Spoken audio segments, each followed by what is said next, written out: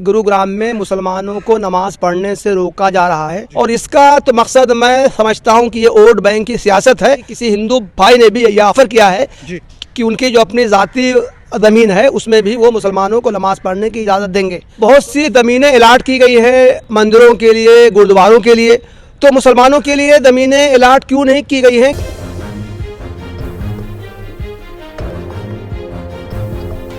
नमस्कार, आदाब, सत श्री अकाल, नमो बुद्धाय। मैं इस वक्त मौजूद हूँ राजधानी दिल्ली में। मेरे साथ यहाँ पर कुछ वक्ता यहाँ पे मौजूद हैं। मैं उनसे जानने का प्रयास करूँगा गुरुग्राम में जो खुले में नमाज को लेकर लगातार विवाद जो गरमा रहा है, उस विवाद पे ही मैं चर्चा करूँगा। तमाम लोग सुबह जब हम लोग टीवी चैनल खोलते हैं तो ट्विटर पे भी अब इसके समर्थन में लोग उतरते हुए नज़र आ रहे हैं। दक्षिणपंथी जो संगठन ने इसका विरोध जाहिर किया था, मैं उसी के विषय में बात करने का प्रयास करूंगा। जी, सर्वप्रथम स्वागत है आपका हमारे साथ जुड़ने के लिए। सर, लगातार हमने देखा गुड़गांव के खुले में नमाज को लेकर जो विरोध प्रदर्शन हो रहा है, क्या लगता है ये किस तरफ इशारा करता है ये सब चीज़ें? जी देखिए, इधर जो कुछ दिनों से जो खबरें आ रही हैं कि गुरुग्राम में मुसलमानों को नमाज पढ़ने से रोका जा रहा है, तो ये मुल्क के लिए कोई अच्छा संदेश नहीं है। पूजा, प्रार्थना, इबादत, नमाज, ये तो मुल्क के तमाम शहरियों को इसका हक़ हासिल है। वो अपने अपने एतबार से नमाज पढ़ते हैं, पूजा करते हैं, प्रार्थना करते हैं, तो इस पर रोक टोक करना, उनको इससे रोकने की कोशिश करना, ये पसंदीदा नहीं है।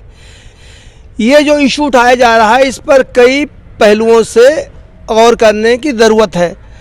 मुसलमानों का ये कहना है कि उनकी जो मस्जिदें हैं, जिन पर मुल्क की तकसीम के बाद कब्ज़ा कर लिया गया था, अगर उन्हीं मस्जिदों को खोल दिया जाए तो हमको बाहर सड़क पर नमाज पढ़ने की ज़रूरत ही नहीं रहेगी। उसके अलावा हुकूमत की तरफ से बहुत सी ज़मीनें अलाट की गई हैं मंदिरों के लिए, गुरुद्वारों के लिए, तो मुसलमानों के लिए ज़मीनें अलाट क्यों नहीं की गई हैं कि ताकि वहाँ पर वो मस्जिद वो बना सकें। तीसरी बात यह है कि स्टेट में 37 मुकामात पर मुसलमानों को नमाज पढ़ने की इजाज़त थी। बाद में ये मुख्तलिफ़ ग्रुपों के दबाव के नतीजे में उनमें से 17 मुकामात पर नमाज पढ़ना की इजाज़त को कैंसिल कर दिया गया है। तो असलन ये जो मुसलमानों को रोका जा रहा है नमाज पढ़ने से, ये सही नहीं है। इससे मुस्लिम और दूसरे जो ग्रुप हैं उनके दरमियान भाईचारा में फ़र्क आ रहा है।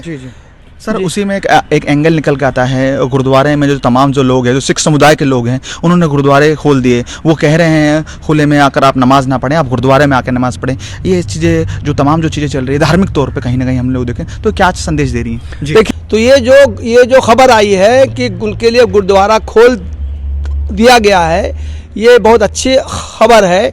इससे हमें उम्मीद है कि मुख्तलिफ गुरूहों के दरमियान भाईचारा को फ़रोग़ मिलेगा। इसी तरह की एक ख़बर ये भी आई थी कि किसी हिंदू भाई ने भी ये ऑफ़र किया है कि उनकी जो अपनी ज़ाती ज़मीन है उसमें भी वो मुसलमानों को नमाज पढ़ने की इजाज़त देंगे। तो इस तरह की ये कोशिशें हैं, अच्छी कोशिशें हैं, इनको सपोर्ट करना चाहिए। सर, हमने देखा तमाम हिंदू संगठन जो इसमें विरोध में हैं, दक्षिणपंथी जो संगठन है वो भी इसमें विरोध में है। क्या लग रहा है किस तरह का माहौल क्रिएट किया जा रहा है और पर्टिकुलर किसी एक कम्युनिटी को टारगेट किया जा रहा है लगातार? देखिए, ये बात बिल्कुल सही है कि कुछ ताकतें हैं वो ये चाहती हैं कि मुल्क में फ़िरका वाराना कशीदगी पाई जाए। मुख्तलिफ जो ग्रोह हैं, धार्मिक जो ग्रोह हैं, आपस में भाईचारा के तरीक़े से वो रहते आए हैं, उनके दरमियान कशीदगी पाई जाए। और इसका तो मकसद मैं समझता हूँ कि ये वोट बैंक की सियासत है।